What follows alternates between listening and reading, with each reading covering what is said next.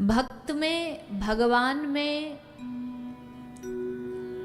गुरु में और भक्ति में, दोनों में कोई अंतर नहीं होता। ये चारों एक ही है। गुरु भगवत तुल्य हैं, देवी भक्ति भगवत तुल्य हैं, और भगवान के भक्त भी भगवत तुल्य ही हैं, भगवान के समान ही है।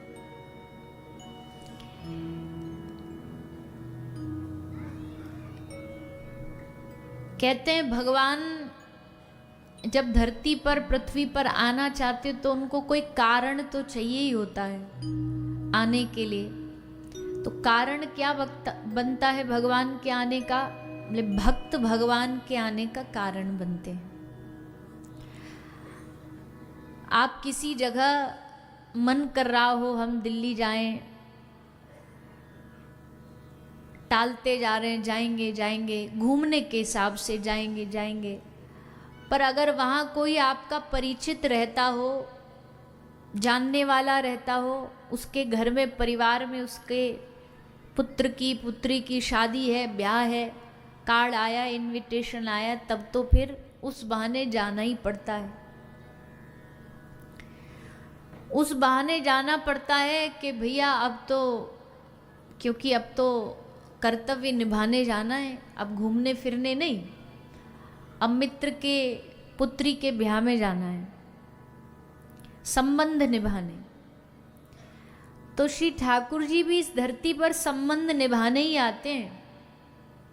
तो संबंध किन से है उनका? बोले संबंध है उनका उनके भक्तों के साथ। भक्तों के साथ संबंध निभाने आते हैं, यानी भक्त कारण बनते हैं भगवान को इस धरती पर लाने का, माध्यम बनते हैं भक्त। और दोनों में अंतर क्यों नहीं है? समान क्यों कहा गया है भक्त को भगवान के? बोले जितनी शक्ति भगवान में होती है ना, उतनी शक्ति भक्त के अंदर भी होती है। भक्त के अंदर कैसे हो सकती है? बोले भगवान बराबर शक्ति। बोले उसके पास भगवान का नाम होता है और उसको नाम की शक्ति होती है। शंगत जी महाराज जब रावण के पास दूत बनकर के गए, तो कथा आप सबने सुनी होगी कि बीच में जाकर के सभा में अपना पांव टिका दिए और लंकेश को, रावण को कहा हिम्मत है तो मेरा पैर हिला के दिखाओ। किसी ने बाद में अंगद जी से पूछा कि आपको ये कहते हुए डर नहीं लगा? आपने कहा पांव हिला दो तो मैं कहूंगा राम जी से कि युद्ध ना करें, वापस लौट जाएं, जानकी जी को यहीं छोड़ दें। आप इतनी हिम्मत से कैसे कह सकते हो ये बात? वो भी माता जानकी के लिए। अगर उसने पांव हिला दिया होता तो कितना बड़ा अनर्थ हो जाता। किसके हिम्मत पे आपने बोला? तो अंगद जी ने कहा मैंने ये बोला अपने श्री राम जी की शक्ति की हिम्मत पर, उनके भरोसे पर बोला। हमें विश्वास था कि राम जी के नाम के बल पे हमने बोला कोई पांव हिला के दिखा दे हमारा। तो भक्त जो होता है वो भगवान के बल पर ही जीता है।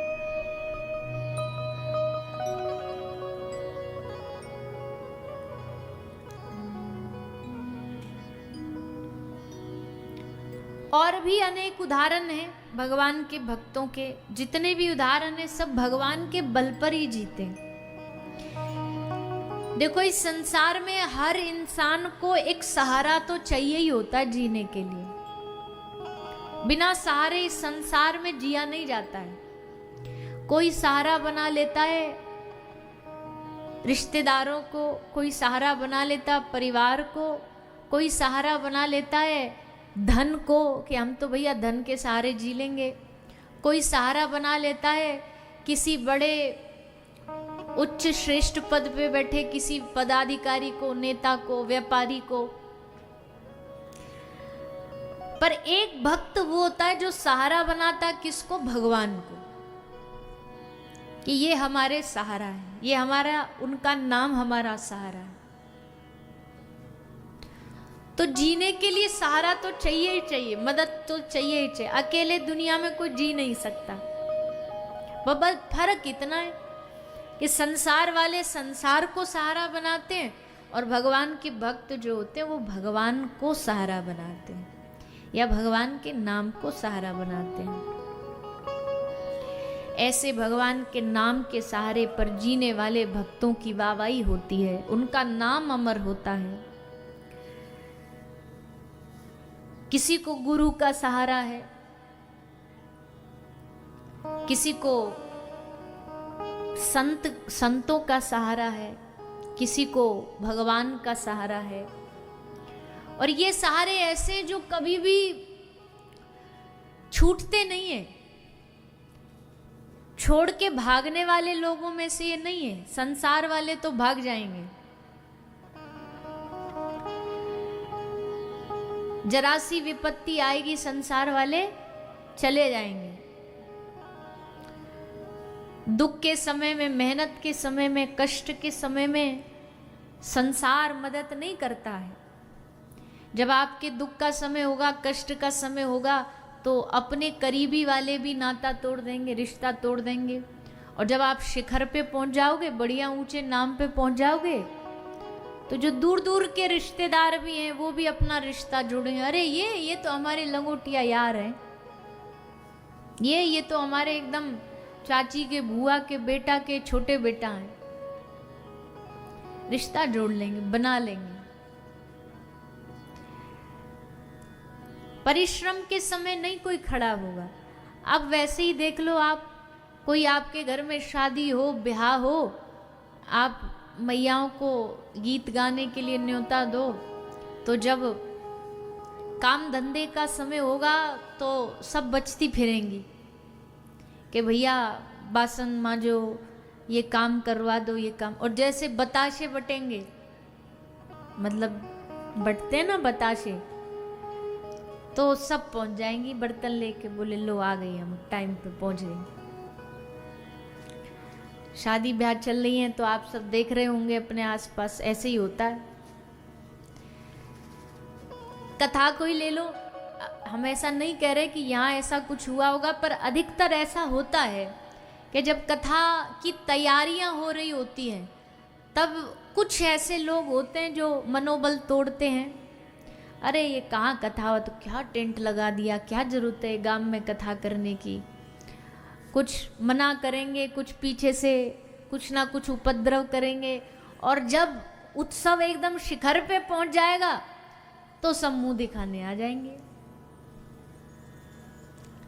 तो ऐसा भी होता है संसार में, जीवन में भी यही होता है कि भैया दुख संकट तकलीफ के समय में कोई साथ नहीं होता, लेकिन एक आश्रय ऐसा है, एक सहारा ऐसा है जिसको ना तो आपके दुख संकट से मतलब है, आप कितने ही शिखर पे पहुंच जाओ, भगवान के लिए क्या ही बड़े बनोगे आप, बताओ। आप मान लीजिए आप इस शिखर पे पहुंच गए कि आप भारत देश के प्रधानमंत्री, राष्ट्रपति, सबसे बड़े उच्च पद पे बैठे आदमी भी बन गए मान लो, तो क्या भगवान के लिए वो पद बड़ा है? भगवान के लिए तो, भगवान को तो पता भी नहीं होगा कि ऐसा कोई एक पद भी होगा छोटा मोटा, उनके लिए क्या पद है। तुम विश्व के भी कोई अधिपति बन जाओ तो भी भगवान के लिए तो छोटा ही पद है, क्योंकि उनके लिए तो ऐसी हजारों सृष्टियां हैं, कितना बड़ा पद पालेंगे। तो भगवान पद से हमसे प्यार नहीं करते, हमारी श्रेष्ठता को देख के प्यार नहीं करते। क्या देख के प्यार करते हैं? भगवान हमारी भावना को देख के प्यार करते हैं। तो सहारा भक्त को केवल और केवल अपने प्रभु का होता, भगवान का होता। वो भगवान के सारे एकदम निर्भय होकर के जीता है। अब फिर हमको याद आती है मीराबाई साहब, इसी भूमि को जिन्होंने धन्य कर दिया अपनी भक्ति से। कोई बोला, अब देखो राजस्थानियों में, मारवाड़ में एक बड़ी सभ्यता और मर्यादा का बहुत ध्यान रखा जाता है, मर्यादित जीवन होता है। राजपूतों में, यहाँ की महिलाओं में बड़ी मर्यादा होती है, बड़ा अदब होता है। कोई बड़े राजघराने की महिला हो, पुरुष के सामने नहीं जाएगी, जाएगी तो घूंघट करके, पर्दा करके जाएगी। यहाँ भी हमको 4 दिन तो हो गए, अभी तो हमने अपने यजमान जी का मुंह ही नहीं देखा, मतलब यजमान जी की जो बहुएं हैं। मैया भी बस आधा रखेंगी और हमारे जो भैया हैं उनकी जो धर्म पत्नी है वो तो पता ही नहीं दिखती कैसी है। हमारे ब्रज में भी है ये 2-3 ही स्थान अभी ऐसे बाकी हैं जहाँ ये घूंघट प्रथा राजस्थान में चलती है, हमारे ब्रज में चलती है। ब्रज में सब माताएं करती हैं घूंघट, तो बड़ा अदब होता है। ऐसे स्थान पे जहाँ नारी को देखना, नारी को स्पर्श करने से पहले नारी जोहार कर देती हो, ऐसी भूमि पर मेड़ता की पुत्री, इतने बड़े राजघराने की पुत्र वधू मीराबाई, और जब पहली बार पहुंची ससुराल, सबने कहा चलो चलो चलो, कुल देवी है उनकी पूजा करो, सर झुकाओ। तो मीराबाई सा ने पहले ही जाके पहले दिन ही विद्रोह कर दिया, ले शीश नवे मम श्री गिरधारी। मीराबाई ने पहले दिन ही एकदम लेकर के विद्रोह खड़ी, जानबूझ के नहीं कि विद्रोह करने आई थी वो, पर उन्होंने कहा मेरा सिर तो, मेरा शीश तो मेरे गिरधारी के अलावा अब किसी के चरणों में झुकेगा नहीं। एक बार उनके चरणों में झुक गया, अब दूसरी जगह ये झुकेगा नहीं।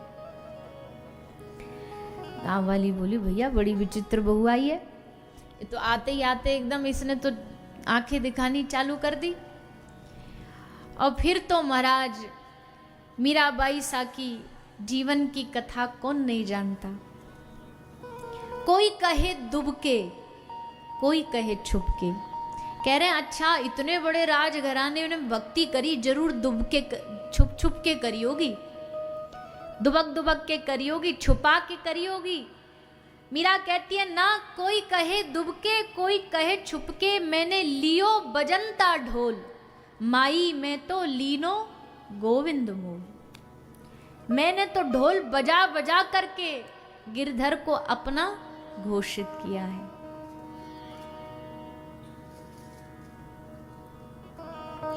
अब कोई फर्क नहीं पड़ता। एक मीराबाई का भाव है बहुत प्यारा,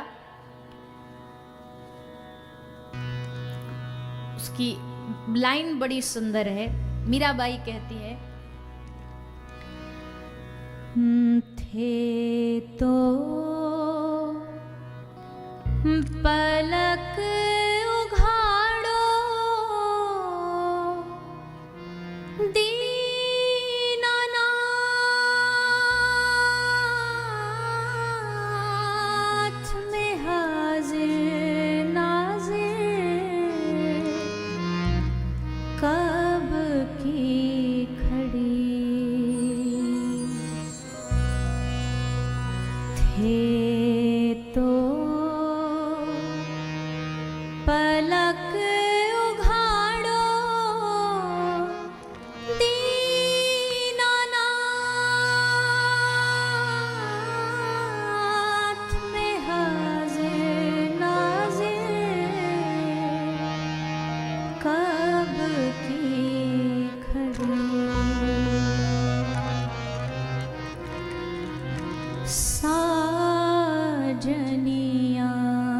दुश्मन हो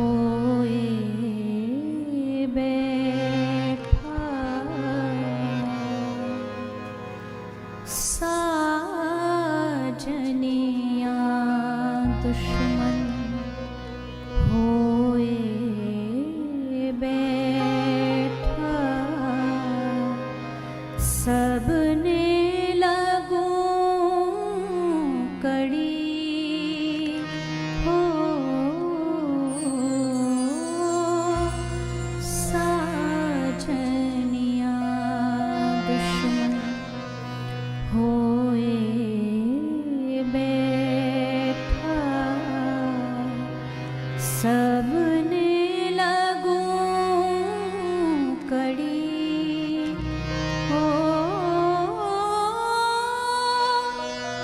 तुम बिन साजन कोई नहीं है, तुम बिन साजन कोई नहीं है, डिगी नाव समंद अड़ी में हाजिर नाजिर कब की खड़ी थे तो पलक उघाड़ो दीनानाथ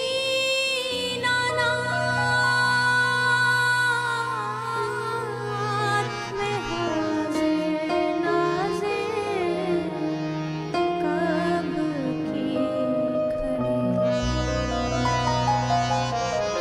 मीरा का जब विरह बढ़ा तब मीराबाई ने पद गाया कि मैं कब से आपकी बाट निहार रही हूं, सारा दिन निकलते जा रहे हैं, सारा समय मेरा बीत रहा है, आपकी प्राप्ति मुझे कब होगी। और फिर मीरा कहती है आपने उन पर तो कृपा कर दी, किन पर? पत्थर की तो अहिल्या तारी,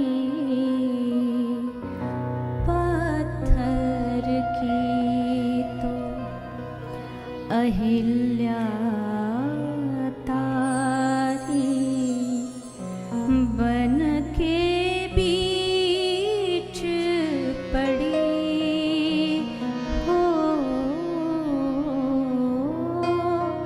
पत्थर की तो अहिल्या तारी, बन के बीच पड़ी हो, कहाँ बोझ मीरा में कहीं,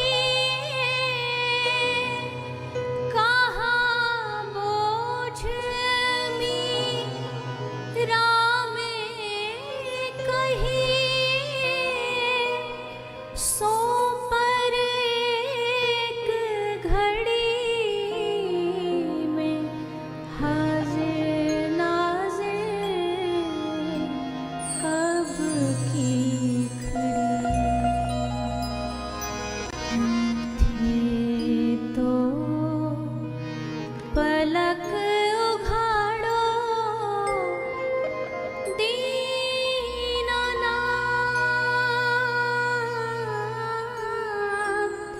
में हाजिर नाजिर कब की खड़ी।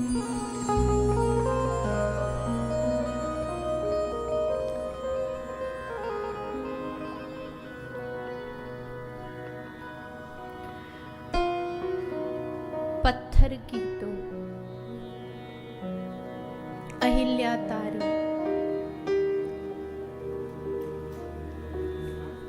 बन के बीच पड़ी, कहा बोझ मीरा में कही।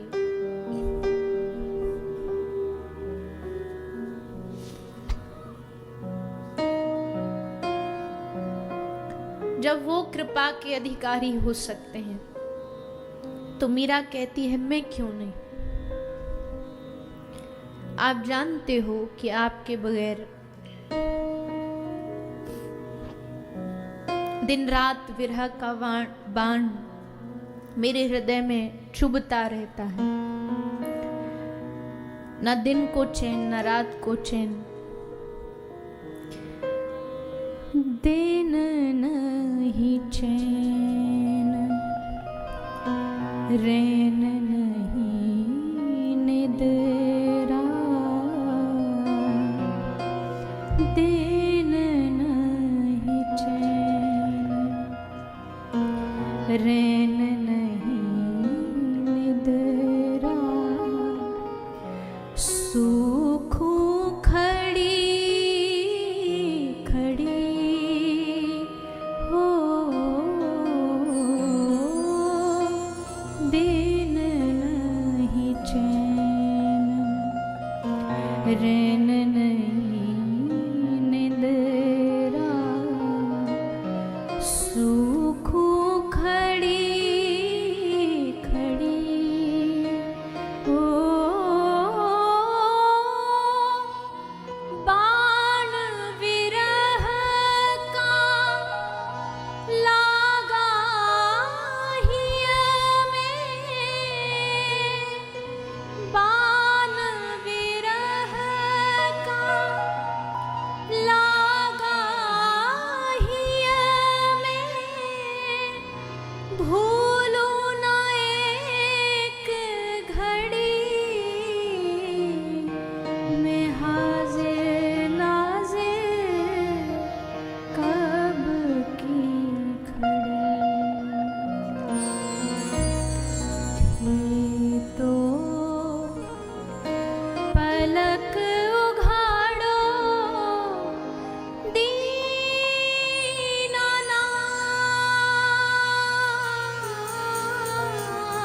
मैं हाजिर नाजिर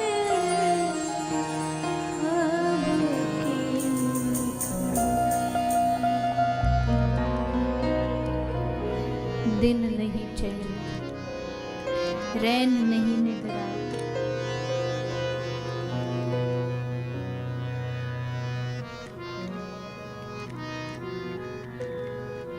बाण विरह का ही में लागे, भूलूं न एक घड़ी।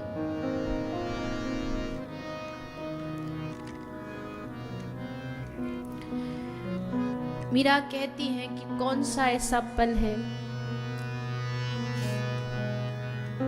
जब तुमको मैंने याद नहीं किया,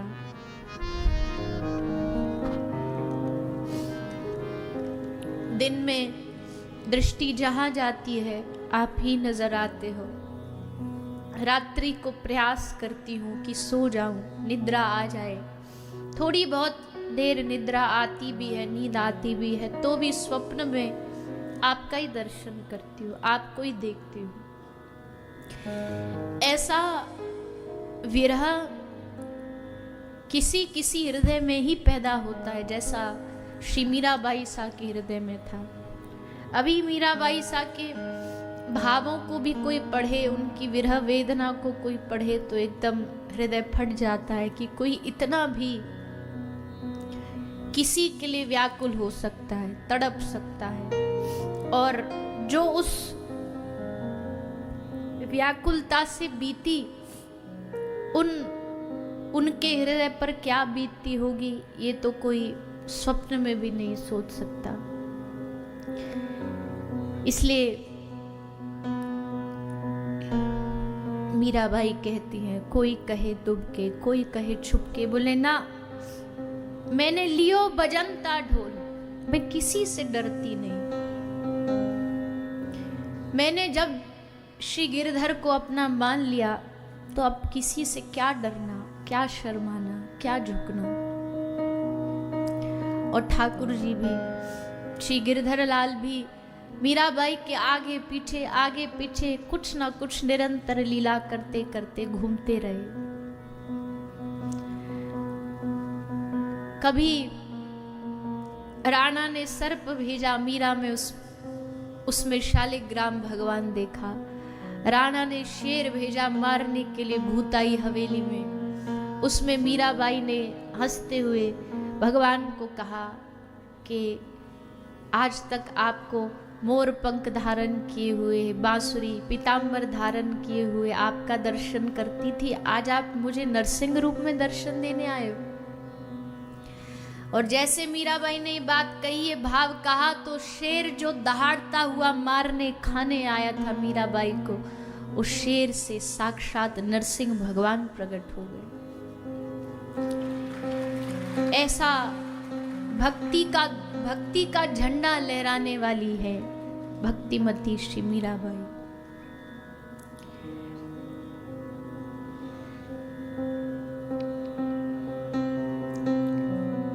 कैसा जीवन उनका रहा होगा। कोई कहता है भाई हम भगवान से इसलिए प्रेम कर बैठे क्योंकि हमारे जीवन में कुछ अभाव था, अभाव के कारण हमें लगा हमारे इस अभाव को पूरा भगवान करेंगे। पर मीरा के जीवन में क्या भाव हो सकता है, किस चीज का भाव था। राजघराने में पली बढ़ी, पलकों पर रखी गई, लेकिन उसके बाद भी कोई अभाव नहीं। अभाव था तो सिर्फ एक कि श्री गिरधर में मैं कब जा करके समाऊंगी, कब उनकी दास्ता में मैं डूब जाऊंगी। और फिर वही हुआ, अंत में जाकर के मीरा श्री द्वारिकानाथ के उस विग्रह में अपने आप को, अपनी देह को जोड़ दिया, समर्पित कर दिया।